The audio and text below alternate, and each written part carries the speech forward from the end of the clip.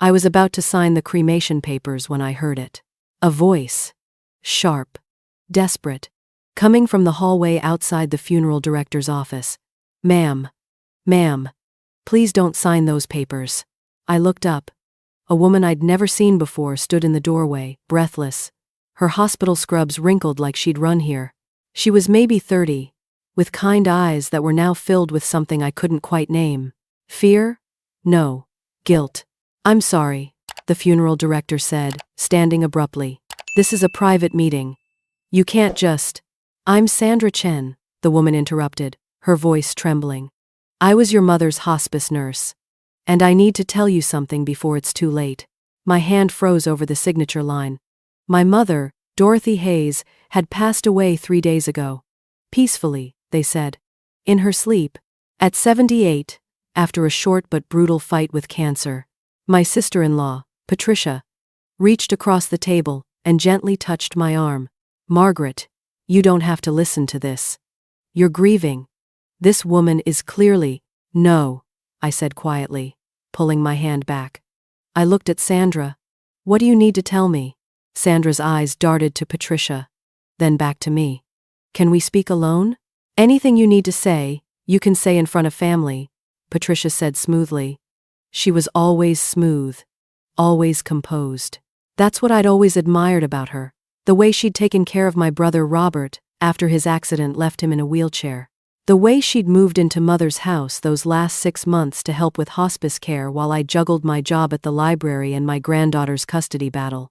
Patricia was perfect. Everyone said so. Sandra swallowed hard. Your mother didn't want to be cremated. She told me multiple times. She wanted to be buried next to your father in Riverside Cemetery. My blood went cold. Mother had always been specific about that. Always. She'd shown me the plot years ago, right next to Dad's headstone, with her name already engraved. When I go, Maggie, she'd said, squeezing my hand, I want to be next to your father. Promise me. I'd promised. That's absurd, Patricia said, her voice still honey-sweet, but with an edge now. Dorothy specifically told me she wanted cremation. She changed her mind. People do that at the end. When did she tell you that? I asked. My voice strange in my own ears. 2 weeks before she passed. She said burial was too expensive, too much trouble. She wanted to make things easier for you, Margaret. Sandra took a step forward. That's not true. I was there every day. Mrs. Hayes never said that. In fact, she made me write it down. She was worried someone might try to. She stopped, glancing at Patricia again. Try to what? I asked. Margaret, this is ridiculous, Patricia said, standing now. You're going to let some random woman… Try to what? I repeated, louder. Sandra pulled a folded paper from her pocket. Her hands shook as she opened it. 2 months ago, your mother asked me to witness her sign a document. A handwritten will. She said if anything happened to her, I should make sure you saw this. She hid it in her room, but I couldn't find it after she passed. I think someone removed it. Patricia laughed. It was a beautiful laugh, the kind that belonged in a sunlit garden. This is insane. Margaret, your mother had a proper will.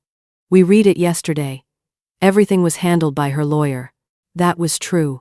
The will had left the house to Patricia and Robert, along with most of Mother's savings. I'd gotten her jewelry and a small savings bond. It had stung, I won't lie. But Mother had her reasons, I'd told myself. Patricia had been there. I'd been busy. What did the handwritten will say? I asked Sandra. I didn't read it. But she told me it was important. She told me she'd made a terrible mistake trusting the wrong person, and she needed to fix it before. Before what? Sandra's voice dropped to a whisper. Before Patricia killed her. The room went silent. Then Patricia moved. Fast. Faster than I'd ever seen her move. She grabbed the paper from Sandra's hands and tore it in half. How dare you? Patricia hissed. And for the first time since I'd met her 7 years ago, I saw her face twist into something ugly. How dare you come in here and accuse me of… I have copies, Sandra said quietly. And I have the security footage. Patricia stopped. What security footage? I heard myself ask. Sandra looked at me, and I saw tears in her eyes. From the hospice room. Your mother had me set up a nanny cam 2 months ago. She said she needed proof of what Patricia was doing. My hands started shaking. What was she doing? Taking her pain medication early, giving her extra doses of sedatives, removing her oxygen mask when she slept. Sandra's voice cracked. And the night she died, Patricia gave her something. An injection. I wasn't there, but the camera caught it. I saw it the next day when I went back to get the camera. I've been trying to find you ever since. I couldn't breathe. I looked at Patricia, my sister-in-law, my brother's wife, the woman who'd made Mother's soup, who'd read to her, who'd held her hand. You're insane, Patricia whispered. But her face had gone white. Where's my brother? I asked. Robert doesn't know anything, Patricia said quickly. Too quickly. He's been at physical therapy all morning. Margaret, you can't possibly believe. Show me the footage, I said to Sandra. We watched it in my car. Me, Sandra, and a police officer Sandra had called before coming to find me. I watched Patricia enter Mother's room at 2 in the morning. Watched her check the hallway. Watched her pull a syringe from her purse. Watched her inject something into Mother's IV line. Watched Mother's monitors start to beep. Then stop. Watched Patricia wait. Just wait. For 6 minutes. Then watched her call the night nurse, crying, saying she'd just come in to check on her mother-in-law and found her not breathing. I watched my mother die. And I watched the woman I'd trusted kill her. The police officer took the laptop. We'll need to bring Mrs. Hayes in for questioning. Do you know where she is now? She was at the funeral home, I said numbly. But when we got back, Patricia was gone. What I didn't know then was that this was just the beginning. The police found Patricia 3 days later at a hotel in Phoenix. She came back without a fight, her lawyer already prepared. She was released on bail within hours. Robert called me that night. Maggie, what have you done? What have I done? I couldn't believe what I was hearing. Robert, she killed our mother. No. His voice was hard. No, she didn't. That nurse is lying. Patricia loved Mom. She took care of her when you were too busy. I was working. I was dealing with Emma's custody. And Patricia was there. Every single day. She gave up her life to take care of Mom. Why would Sandra lie? Money, Robert said flatly. She probably wants a payout. Or attention. These people. They see a rich family. And we're not rich. Mom's house is worth $400,000. Her savings, her investments. That's over $700,000, Maggie. Patricia and I inherit it. You think this nurse doesn't know that? I felt sick. You don't believe me. I believe my wife. He hung up. I sat in my empty apartment, the same apartment I'd lived in for 30 years, and I realized I was alone. My mother was dead. My brother didn't believe me. And Patricia was out on bail, probably in her beautiful home, the home my mother had left her. I thought about giving up. I really did. But then I remembered something Mother had said to me. About 6 months before she died. We were sitting in her garden, the one she'd tended for 40 years. She was so weak by then, just sitting exhausted her. Maggie, she'd said, taking my hand. Promise me something. Anything. If something happens to me, if something feels wrong, don't let it go. You're a fighter. You've always been a fighter. Don't stop fighting now. I hadn't understood then. I understood now. The next morning, I called a lawyer. His name was James Chen, Sandra's cousin, and he specialized in elder abuse cases. Mrs. Hayes, he said gently, I need to be honest with you. These cases are incredibly difficult to prove. Even with the video footage, Patricia's lawyers will argue medical error, confusion, that your mother asked for extra pain medication. They'll say the injection was prescribed. They'll paint Sandra as unreliable. So what do? We build a case. We find out why. Why did Patricia do this? That's what the prosecution will need. Motive. I knew the motive. The inheritance. But James shook his head. It's not enough. Patricia and Robert were already in the will. Why risk murder? There has to be something else. He was right. I started digging. I went to Mother's house while Patricia and Robert were out. I still had a key. The house felt wrong now, like a place where something terrible had happened.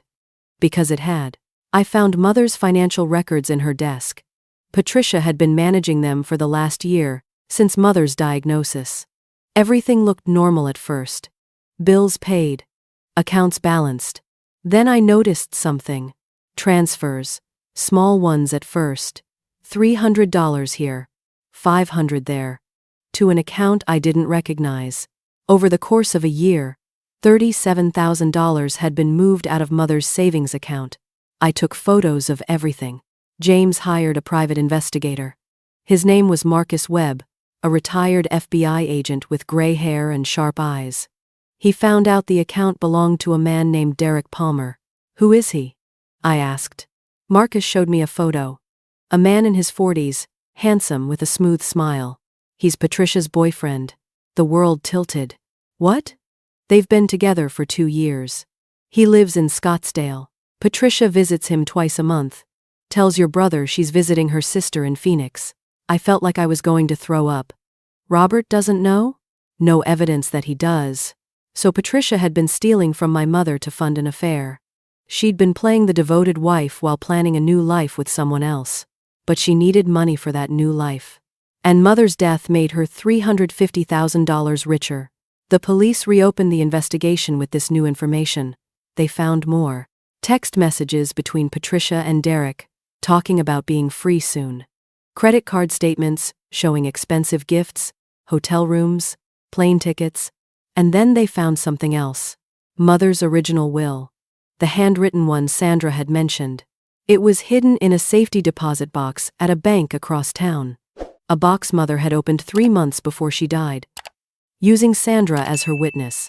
In that will, Mother had left everything to me. Every penny. The house. The savings. All of it. She'd written a letter too. "Margaret," it said in her shaky handwriting, "I made a mistake. I trusted Patricia because she was there. And you were busy. And I thought that meant something. But I've learned the truth. She's stealing from me. She's planning to leave Robert. She's poison, Maggie. I'm changing my will back, leaving everything to you like it should have been. You're my daughter. You're the one who's always been there. Even when I didn't see it. I'm so sorry. I love you. Mom." I cried reading that letter. I cried until I couldn't breathe. The official will, the one that left everything to Patricia and Robert, had been signed 2 weeks after this one. Patricia's lawyers argued it superseded the handwritten version. That Mother had changed her mind again. But James found the notary who'd witnessed that second will. And after some pressure, she admitted Patricia had paid her $5,000 to backdate the document. It had been signed after Mother died. Patricia had forged it. The trial took 8 months. I sat in that courtroom every single day and watched Patricia lie. Watched her cry. Watched her play the grieving daughter-in-law, who'd only tried to help, but the evidence was overwhelming. The security footage, the stolen money, the affair, the forged will, the text messages, and Sandra's testimony. Calm, clear, unshakable. "Mrs. Hayes told me she was afraid," Sandra said from the witness stand. "She said Patricia was giving her too much medication, making her sleep too much. She said she'd wake up, and hours would have passed and she wouldn't remember. She was scared. She asked me to help her, and I failed her."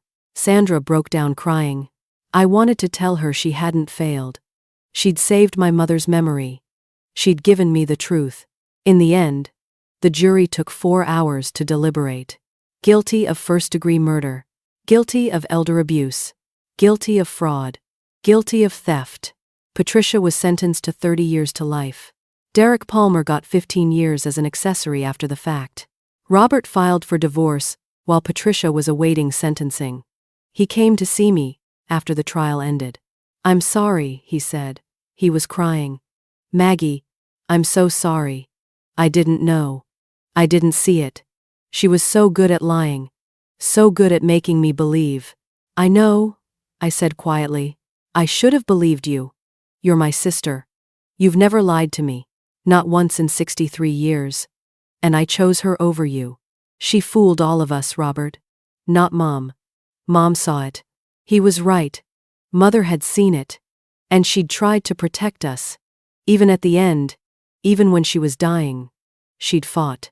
Just like she'd taught me to do. The house was mine now. The money was mine. Mother's estate, after legal fees and restitution, came to about $500,000. I didn't want it. Not really.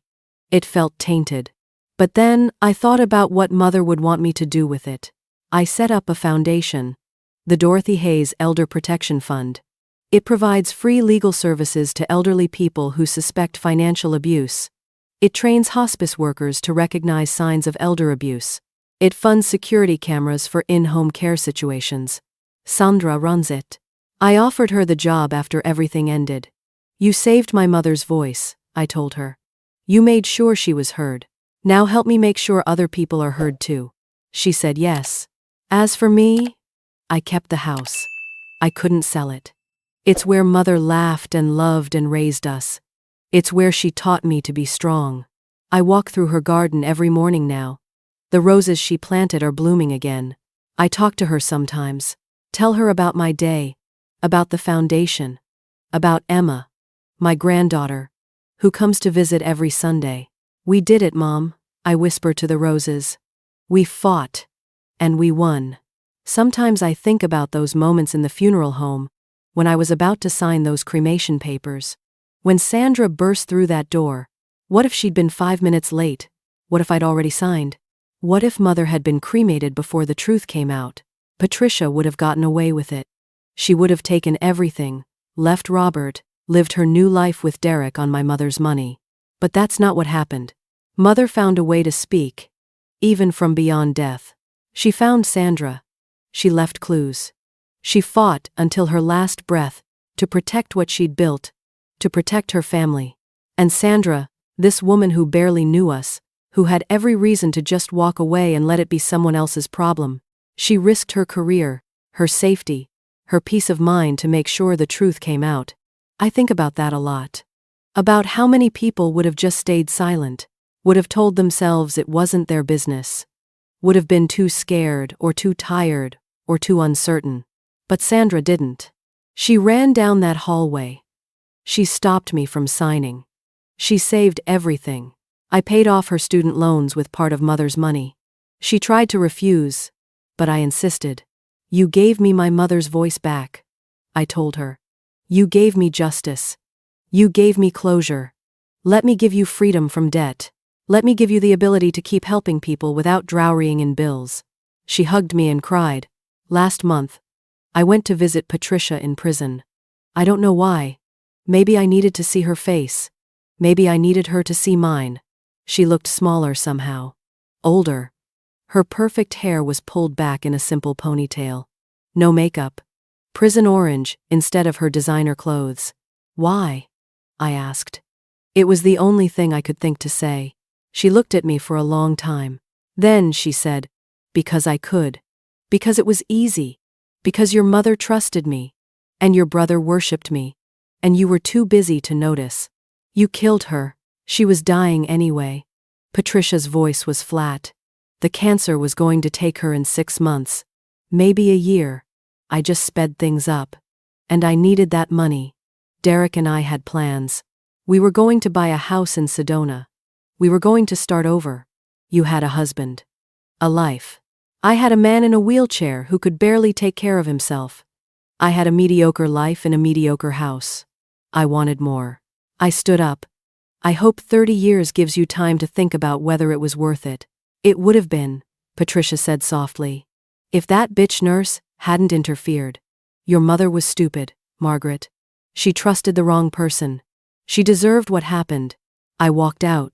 I haven't been back. Some people aren't worth your forgiveness. Some people are just poison, like Mother said.